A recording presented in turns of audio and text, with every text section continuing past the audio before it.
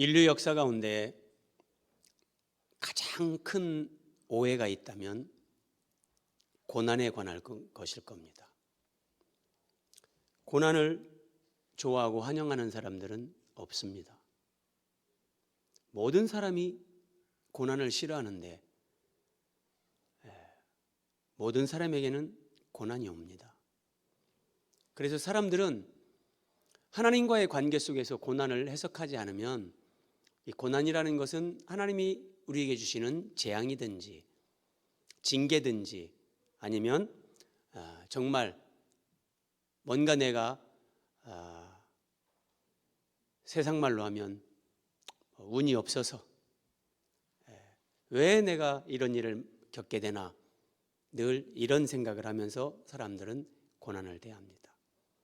그런데 고난은 하나님이 하나님의 사람들을 하나님의 사람으로 세워 가시는 하나님의 특별한 도구입니다. 예컨대 예수님에게 십자가가 없다면 그것은 우리가 믿는 성경이 우리에게 계시하는 그런 예수 그리스도가 아니죠. 자, 그리스도인, 내가 예수를 믿겠다고 신앙 고백을 하고 그리스도인이 될 때는 그리스도를 따르면서 하나님이 나에게 허락하시는 그 고난도 내가 감수하겠다고, 사실은 거기에 이 고백이 같이 들어가 있는 겁니다. 내가 그 고백을 하지 않는다 할지라도 인생 자체가 고난입니다. 저는 고난을 신비라고 부릅니다. 하나님이 우리에게 주시는 정말 축복이면서 은혜인데 그 고난을 통해 우리를 만들어 가시는 하나님의 뜻과 섭리 앞에 말씀을 깨달으면 깨달을수록 더욱더 엎드리게 됩니다. 하나님은 하나님의 사람을 세워 가시는데 첫째, 말씀으로 세우십니다. 그래서 성경 66권 계시의 말씀으로 하나님의 진리, 하나님의 그 넓은 구원의 경륜을, 인생이 뭔지, 하나님의 창조 목적이 뭔지, 구원이라고 하는데 그 구원의 완성이 뭔지, 이런 것들을 다 합쳐서 성경은 그것을 하나님의 경륜이다 그럽니다. 성경으로 이런 하나님의 경륜을 깨닫게 하시고 그 하나님의 경륜을 이루어가는 데 핵심은 하나님의 아들 예수 그리스도십니다. 예수 그리스도를 알아가면서 하나님의 경륜을 이루게 합니다. 이것은 우리의 계획을 이루는 것이 아니고 우리의 목표나 뜻을 이루는 게 아닙니다.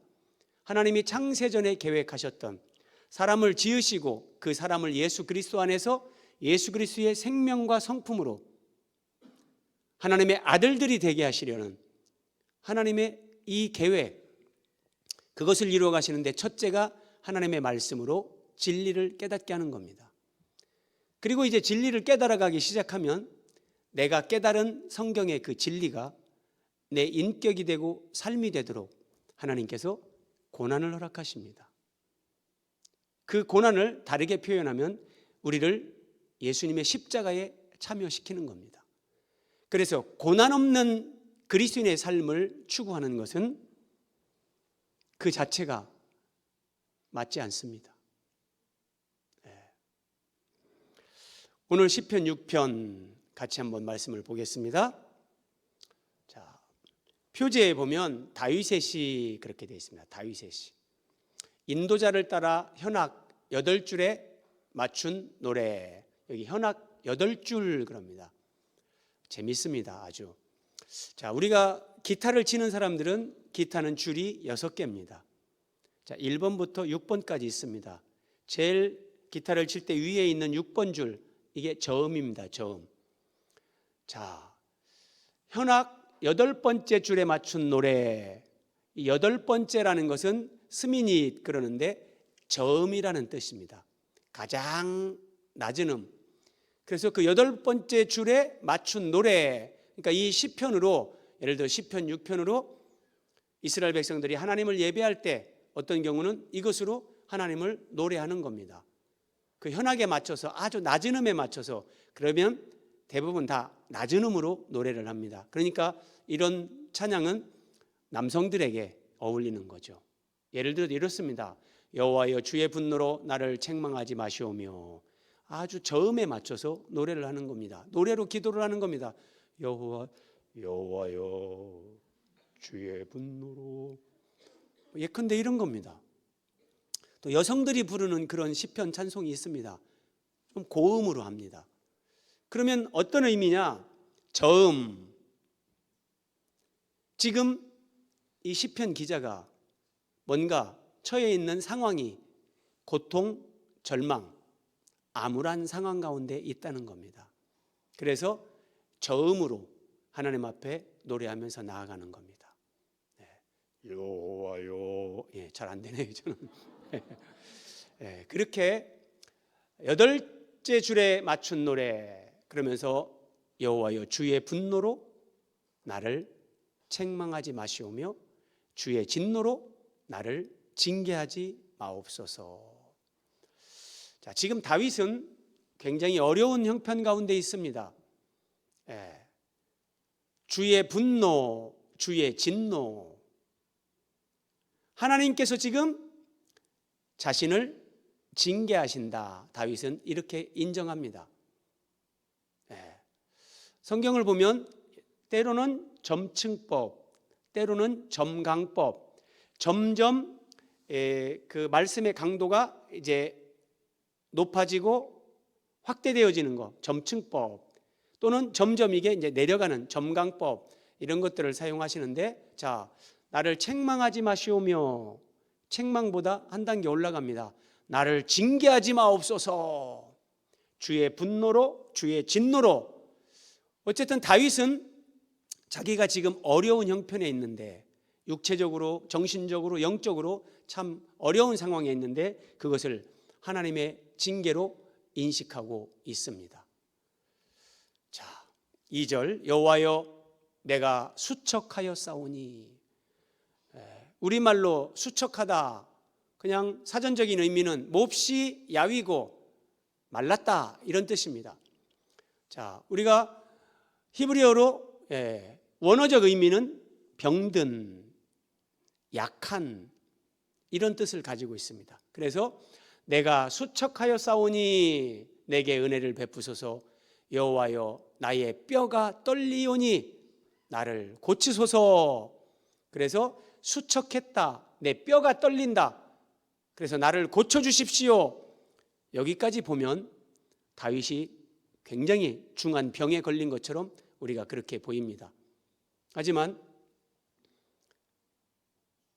시편을 통해서 하나님이 우리에게 가르쳐 주시는 것, 사람이 정말 고통, 절망, 낙심, 이런 환경에 처할 때 그 본질적인 것은 영혼의 문제, 하나님과의 관계에 문제가 있는 것이라고 하나님은 우리에게 말씀을 통해서 그렇게 가르쳐 주십니다.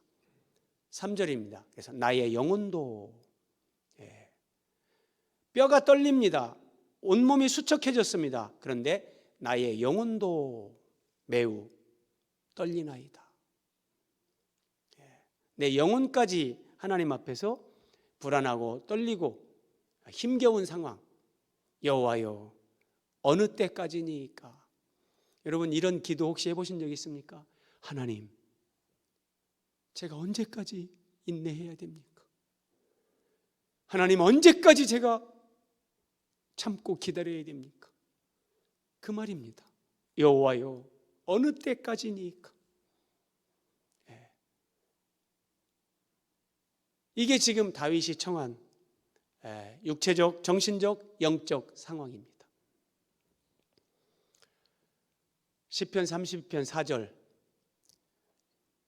주의 손이 주야로 나를 누르시오니 내 진액이 빠져서 여름 가뭄에 마름같이 되었나이다.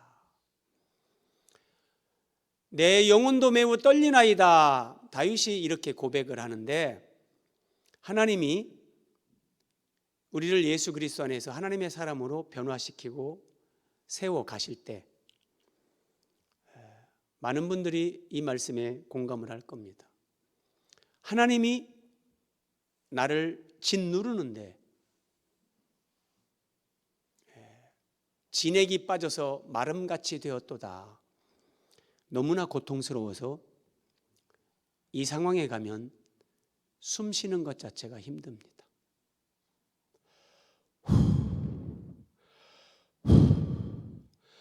하나님, 영혼의 헐떡거림으로 하나님만 바라보고 하나님만 찾고 하나님만 부르짖는 하나님이 우리 각 사람에게 그런 시간을 허락하십니다. 근데 그 시간을 통과할 때는 왜 이런 시간을 나에게 하나님이 허락하시는지 우리는 이해하지 못합니다. 여러분, 우리 학생들이 내가 왜 열심히 공부해야 되는지 일단은 모릅니다. 엄마 아빠가 열심히 공부하라고 하니까 하는데 나중에 성인이 돼서 사회생활을 하면서 내가 그때 조금 더 이런 전문 분야의 공부를 더 했다고 하면, 내가 다 알고 준비하면서 공부하는 학생들은 없습니다. 모르고 하는데 나중에 그것이 다 필요하고 유익한 겁니다. 하나님은 우리에게 필요하고 유익한 것을 아시기 때문에 우리 각 사람에게 그런 시간, 하나님이 주야로 내 영혼을 마치 내 숨통을 조여오는 것처럼 나를 짓누르는 것 같은, 그럴 때 여러분, 어떤 누구를 만나도 위로가 안 됩니다. 누가 무슨 선물을 주고 돈을 줘도 그것으로 기쁨이 없습니다. 숨 쉬는 것 자체가 힘듭니다. 하나님은 이렇게 하시면서 우리를 만들어 가시는데, 자, 다윗은 지금 하나님 앞에 참회를 하는 시편 6편이 참회시입니다. 7개의 시편에 참회시가 나오는데 그중 첫 번째 이게 시편 6편입니다. 다윗은 자신을 위해 목숨 바쳐 충성하는 충신 우리아의 아내 밧세바를 범했습니다. 그리고 그 밧세바의 남편을 죽게 전장의 맨 앞에 세워서 의도적으로 죽게 만듭니다. 밧세바가 죽었다, 우리아가 죽었다는 소식을 듣고 다윗은 우리아의 아내 밧세바를 자기의 아내로 취합니다. 다윗의 일생에 하나님 앞에 딱 한 번 죄를 짓고 하나님을 실망시킨 것이 바로 이것입니다.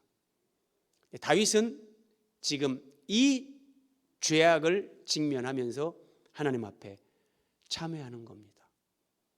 하나님이 우리를 만들어갈 때 내가 어떤 죄를 지었든지, 그러면 사람들은 죄책감 때문에, 열심히 믿음 생활하던 사람들은 내가 하나님 앞에 이렇게 죄를 져서 하나님의 영광을 가렸구나, 물론 아파해야죠.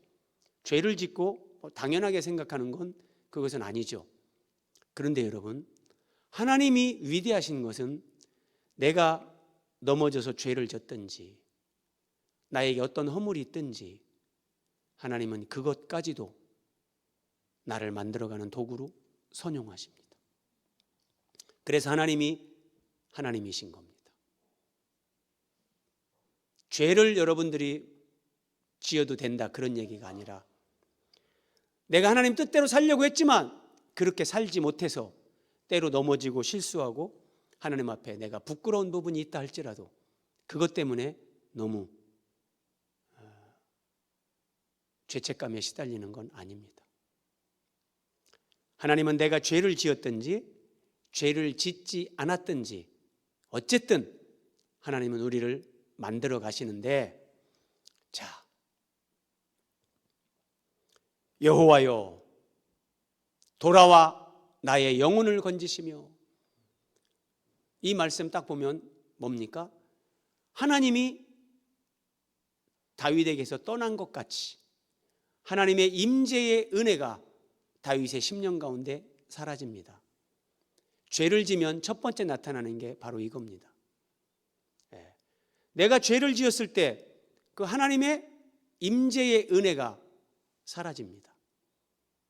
그러면 살아도 사는 게 아닙니다. 정말 죽음과 같은 그런 시간을 보내게 됩니다. 여호와여 돌아와 나의 영혼을 건지시며 내 영혼을 건져달라고. 자신의 영적 상태가 하나님 앞에 마치 버림당한 것 같은 지금 그런 상황에 있는 겁니다. 당연하죠?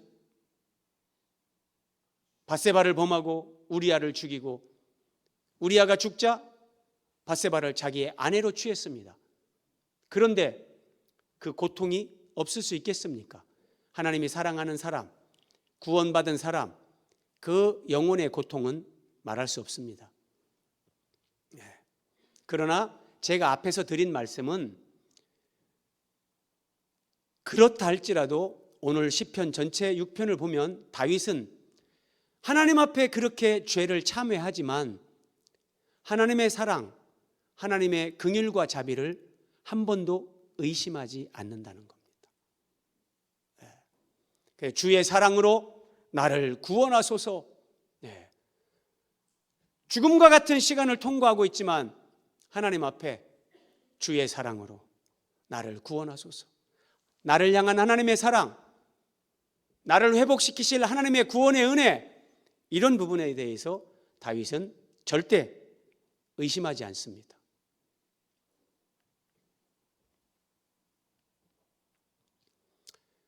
사망 중에서는 주를 기억하는 일이 없사오니 스올에서 주께 감사할 자 누구리이까?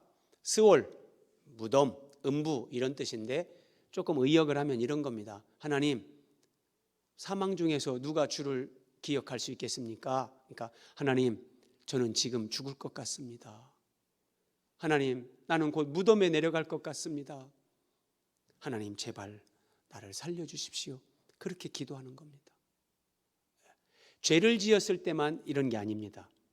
죄를 짓지 않았어도 하나님이 한 사람을 하나님의 뜻대로 세워가시기 위해서 이렇게 고난, 십자가를 허락하십니다.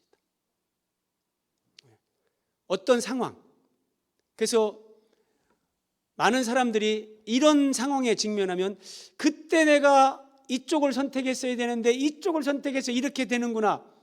그렇지 않습니다. 하나님은 그때 내가 선택을 이쪽으로 했더라도 그럼 거기에서 또 가지가 뻗어나갈 때 거기에서 또 다른 어떤 것으로 똑같이, 그래서 누구 때문에 무엇 때문에 사람이나 환경을 탓하시면 안 됩니다.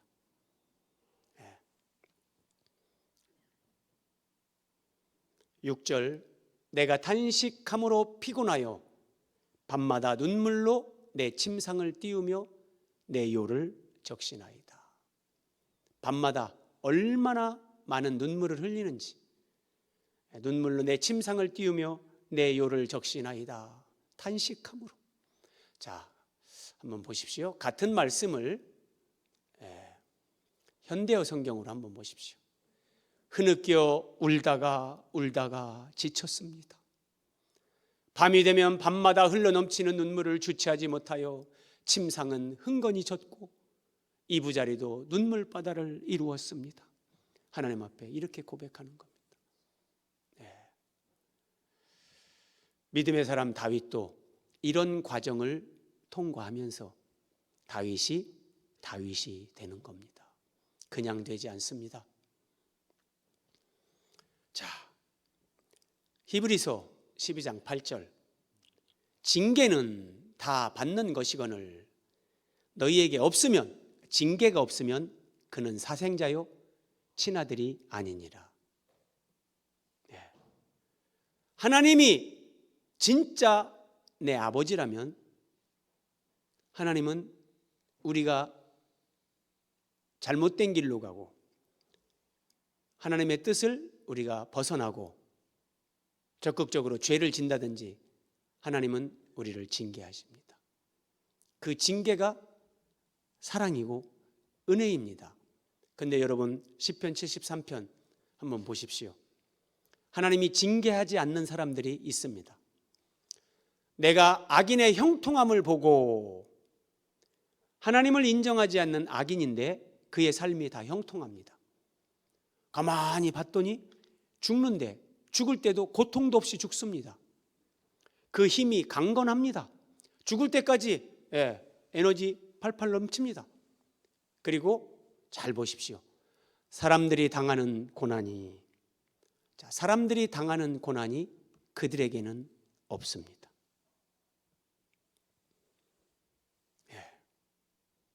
이게 악인의 형통함입니다. 사람들이 당하는 고난이 그들에게는 없고 사람들이 당하는 재앙도 그들에게는 없다. 잘 이해하셔야 됩니다.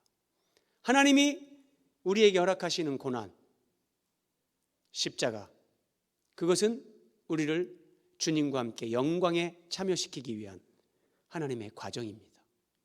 조금 더 보겠습니다. 악인들의 형통에 대해서. 이들은 악인들이라도 항상 평안하고 늘 콧노래가 끊이지 않습니다. 룰루랄라 룰루랄라. 아이고 이거 뭐 이렇게 하는 것마다 이게 다 잘 돼.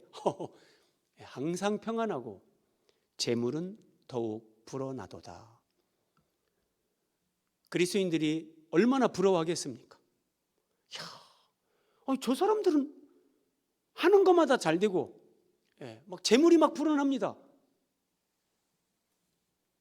그런데 악인의 형통입니다. 하나님이 징계하지 않는 사람, 하나님이 고난의 십자가를 허락하지 않는 사람,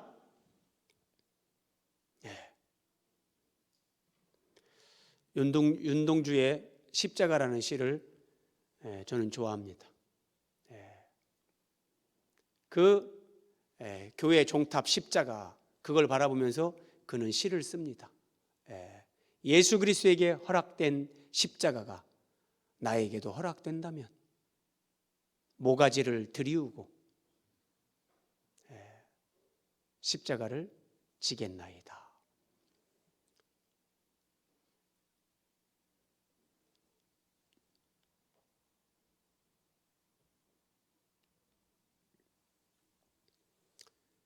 그러면 어떻게 되는가 보십시오.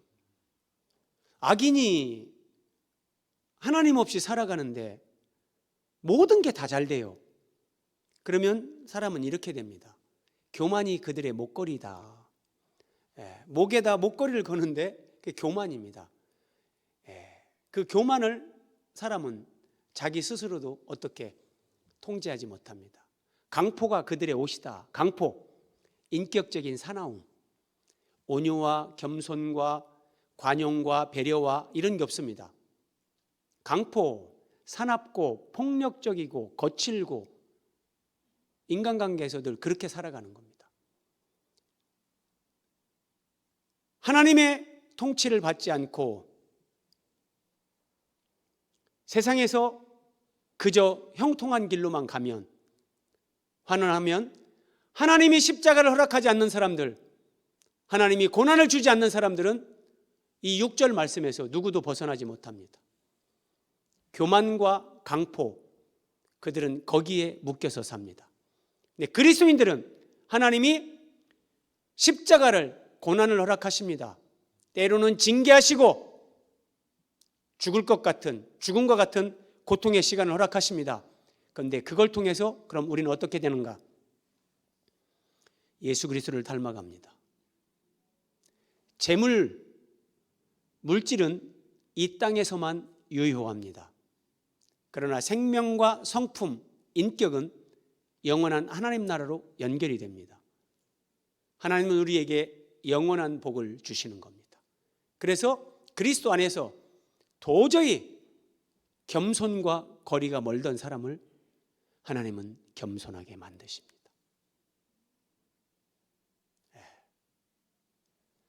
저는 온유함이 제일 부러웠었습니다. 나는 이거는 도저히 안 될 것 같다. 내가 안 될 것 같다고 하는 것, 하나님은 그것을 반드시 되게 만드십니다.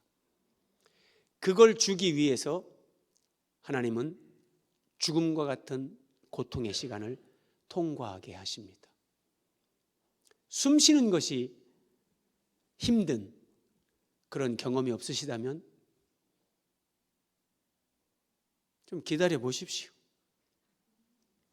하나님이 주실 수도 있습니다.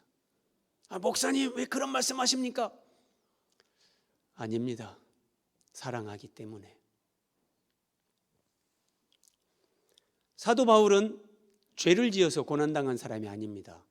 주님과 복음을 위해, 하나님의 영광을 위해 목숨 바쳐 헌신한 사람입니다. 근데 그 바울에게 하나님이 어떻게 하시는가 보십시오.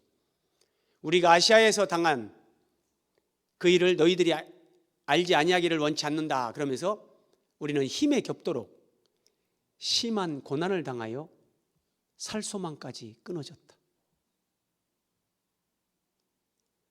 사도 바울이니까 뭐 그래도 다 이겨내겠지, 그렇게 생각하지 마십시오. 우리와 똑같은 그런 사람입니다. 심한 고난을 당하여 살 소망까지 끊어지고 우리 자신이 사형 선고를 받은 줄 알았다. 사형 선고를 받은 줄 알았다. 하나님이 왜 이렇게 하시는가?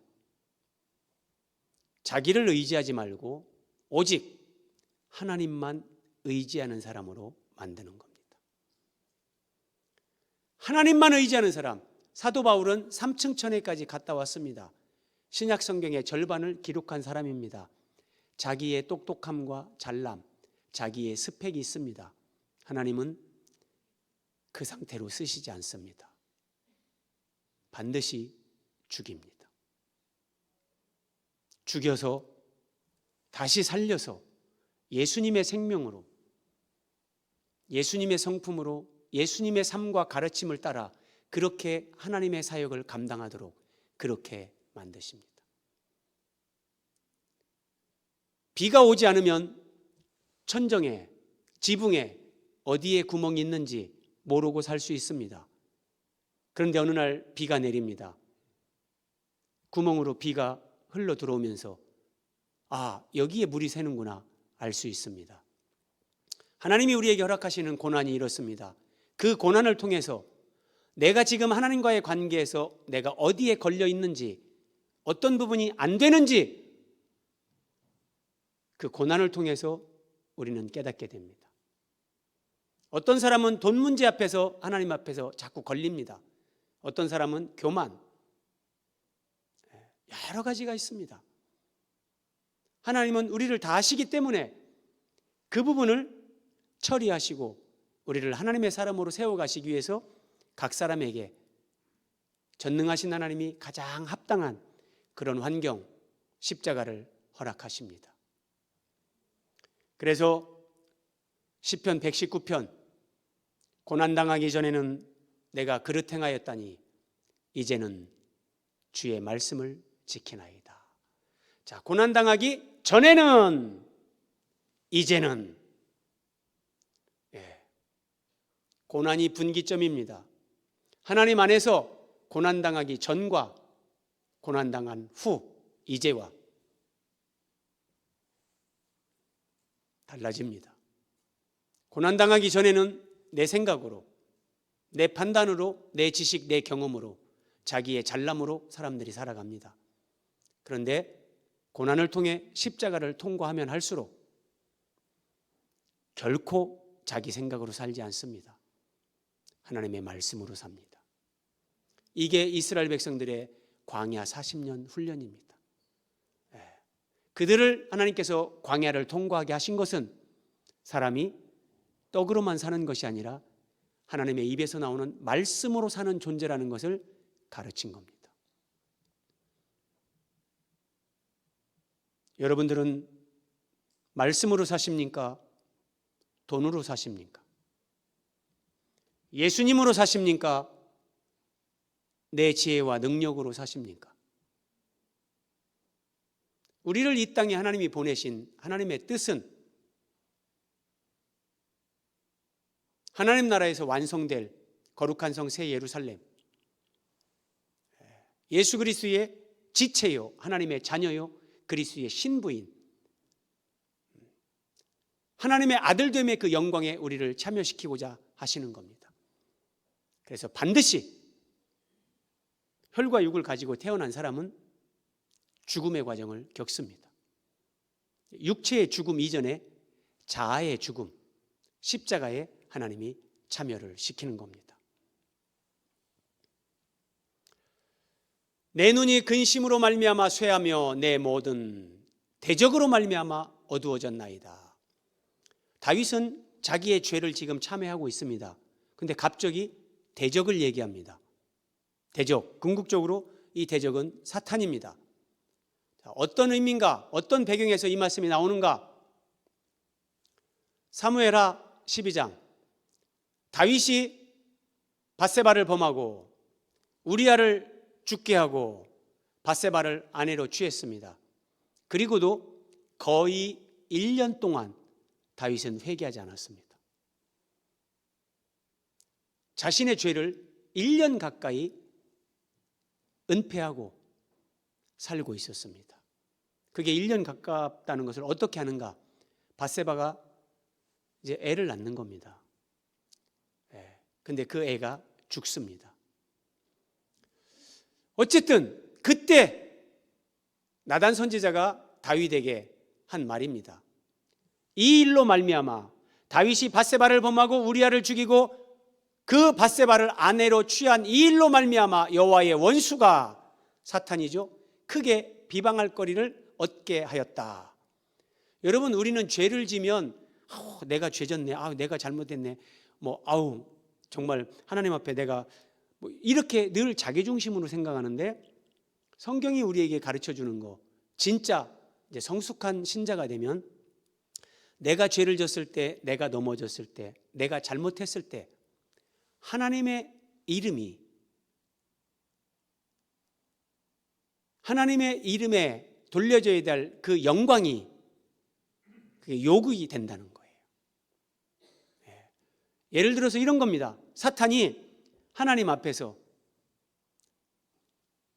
하나님이 택해서 기름 부은 저 다윗, 저거 보십시오. 남의 아내를 범하고 자기의 충신을 죽이고 남의 아내를 자기 아내로 취하고 그리고도 지금 회개할 줄 모르고 저렇게 죄를 감추고 살지 않습니까? 하나님을 막 조롱하는 겁니다. 그리고 다윗을 참소하는 겁니다. 하나님, 선악과를 먹으면 죽는다고 말씀하셨지 않습니까? 하나님의 법은 죄를 지면 죽는 거지 않습니까? 왜 살려두십니까? 하나님은 의로우신 분이 아닙니까? 하나님 법대로 하십시오. 하나님 말씀대로 하십시오. 다윗을 죽이십시오. 그리고 하나님이 할 말이 없는 겁니다. 여호와의 원수가 크게 비방할 거리를 얻게 하였다. 그런데 8절부터 반전이 일어납니다. 다윗이 악을 행하는 너희는 다 나를 떠나라. 악을 행하는 너희, 사탄과 그 하수인들입니다. 다 나를 떠나라. 이것은 하나님 앞에서 참회하면서 다윗이 죽음과 같은 고통의 시간을 지나면서 하나님 앞에 진실되게 회개하고 하나님의 기도 응답이 임한 겁니다. 하나님은 이제 내 죄를, 하나님이 언약하신 그 언약 안에서, 그리스도 안에서 나를 이렇게 용서하시는구나. 다윗이 드디어 그 정죄감, 사탄의 참소, 정죄감에서 해방되는 겁니다. 이것이 악을 행하는 너희는 다 나를 떠나라. 나는 이제 하나님 안에서 자유와 해방을 얻었다. 이 고백입니다. 이 고백. 그러면서 여호와께서 내 울음소리를 들으셨도다. 울면서 정말 요를 적시면서 하나님 앞에 그 오랜 시간 회개했는데 하나님이 다윗의 기도를 들으시고 응답하면서 그의 심령에 비로소 영혼의 자유, 하나님이 주는 평안이 임한 겁니다. 내 모든 원수들이 부끄러움을 당하고 심히 떨미어. 원수들이, 사탄이, 그 하수인들이 부끄러움을 당하는 이유는 이겁니다. 하나님은 다윗이 죄를 졌는데 다윗을 죽이는 게 아닙니다. 우리가 실수하고 죄를 졌는데 우리를 하나님은 죽이는 게 아닙니다. 우리 대신, 다윗 대신 하나님의 아들 독생자 예수 그리스도를 대신 죽게 하는 겁니다. 사탄은 이것을 이제 알게 되면서 부끄러움을 당하는 겁니다. 그리고 심히 떨미어 그랬죠? 심히 떨미어. 그렇게 참소하고 정죄하던 사탄 자신이 하나님 앞에 이제 심판당할 것을 사탄이 먼저 아는 겁니다. 자, 같은 10절에 내 모든 원수들이, 대표적으로 사탄입니다, 갑자기 부끄러워 물러가리로다, 이렇게 얘기를 합니다. 그러니까 여호와의 원수로 하여금 크게 비방할 거리를 얻게 했다, 나단 선지자가 그렇게 얘기했잖아요. 그러면서 다윗은 말할 수 없는 그런 죄책감, 그 정죄의식에 시달리는 거예요. 그러면서 또 한편으로는 나 때문에 하나님의 영광이 실추됐다, 나 때문에 정말 하나님 앞에 영광이 돌려져야 되는데 내가 얼마나 큰 죄를 졌는가, 그런 죄책감, 여기에 시달렸는데 갑자기 이 원수들이 부끄러워 물러갔다. 다윗은 이걸 본 겁니다. 어떻게 성취되는가 보십시오. 요한계시록 12장 10절에 우리 형제들을 참수하던 자, 곧 우리 하나님 앞에서 밤낮 참수하던 자가 쫓겨났다. 다윗은 미리 하나님의 계시로 이런 걸 보는 거예요. 그리스도의 대속 죽음과 부활, 그래서 거기에서 죄사함을 얻고 사탄은 쫓겨나고 우리는 진정한 자유와 해방을 누린다. 이 시편 한 편에 이런 모든 하나님의 구원 계시가 담겨 있는 겁니다. 그래서 로마서, 의롭다 하시니는 하나님이시니 누가 정죄하리요? 예수 그리스도를 믿는 우리에게 하나님이 칭의를 주십니다. 너는 의롭다. 누구도 정죄할 수 없다는 거예요. 그래서 여러분, 마귀에게 속으시면 안 됩니다. 우리는 살아가면서 넘어지고 실수하고 때로는 죄도 짓습니다. 하나님과의 관계에서 철저히 회개하고 가슴을 치면서 아파해야 됩니다. 그러나 그 이상 사탄의 참소, 그 정죄, 죄책감에 시달리는 것은, 그것은 옳은 게 아닙니다. 하나님 앞에 내가 정말 충분히 회개했다면 하나님이 주시는 그 사죄의 은총, 그리스도 안에서 그 은혜로 자유할 수 있어야 되는 겁니다. 누가 우리를 그리스도의 사랑에서 끊으리요?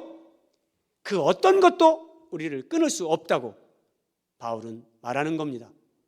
자, 내가 확신한다.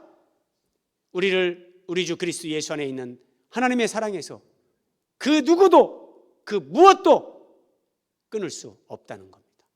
사탄도, 천사도, 세상 권력도, 그 무엇도, 그 누구도, 어떤 피조물도 우리를 하나님의 사랑에서 끊을 수 없다. 자, 말씀을 마무리합니다. 그러면 다윗이 죄를 졌지만 네가 죄를 졌으니까 너는 그 죄책감에, 너는 그 고통을 겪어야 돼. 하나님은 그런 관점으로 다윗에게 고통을 주시는 게 아닙니다. 다윗이 죄를 졌고 실수했습니다. 우리가 잘못하고 우리의 죄와 허물로 우리가 하나님의 영광을 가릴 경우가 있습니다. 그럼에도 불구하고 하나님은 우리가 회개할 수 있도록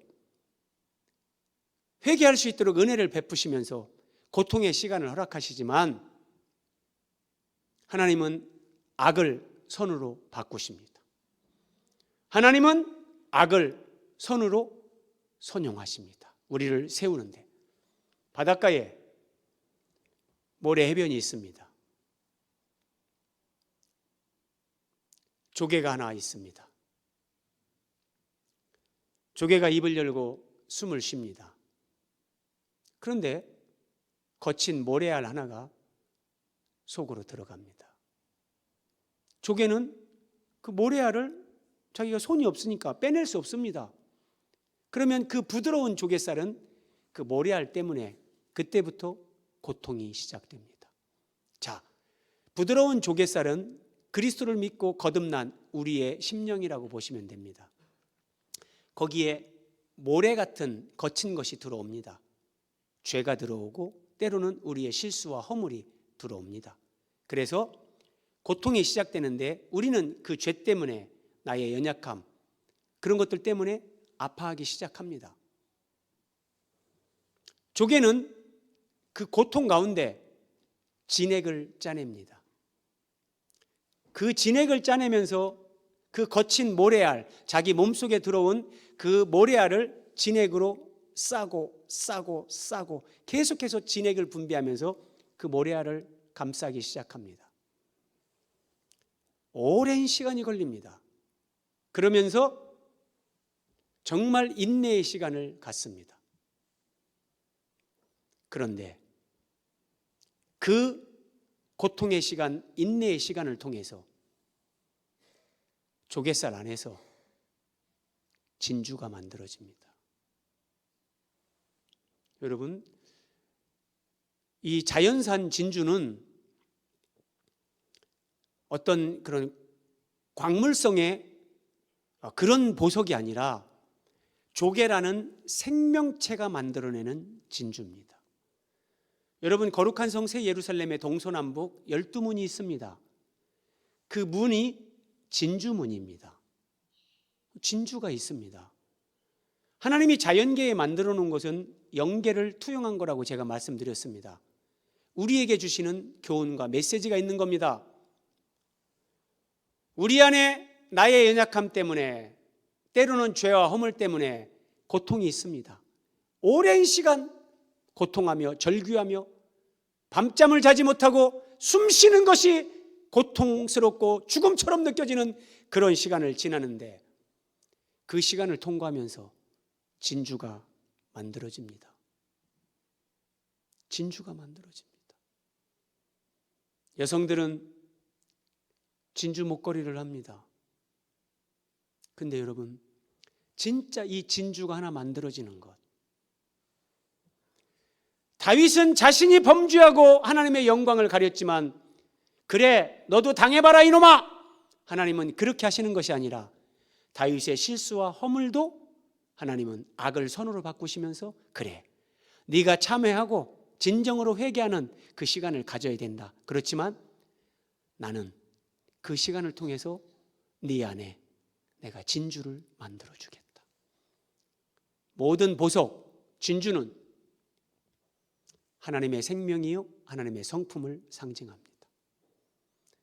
예수 그리스도의 온유함, 겸손함, 낮아지심, 섬김, 이것이 내 안에 생겨나기 시작합니다.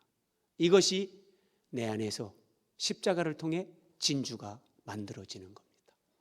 사도 바울이 아시아에서 당한 환난, 심한 고난을 받아 살 소망까지 끊어지고 나는 사형 선고를 받은 줄 알았다.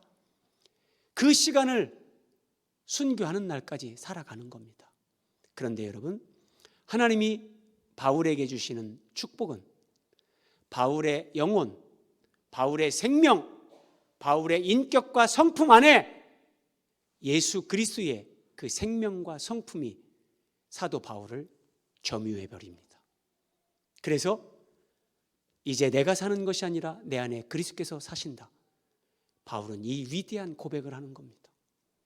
예수님의 생명이, 예수님의 성품이 나를 점유하는 만큼 내가 살지만 내가 살지 않고 나를 통해 예수님이 사시는 존재가 되는 겁니다. 이게 우리가 주님과 하나가 되어져 가는 겁니다.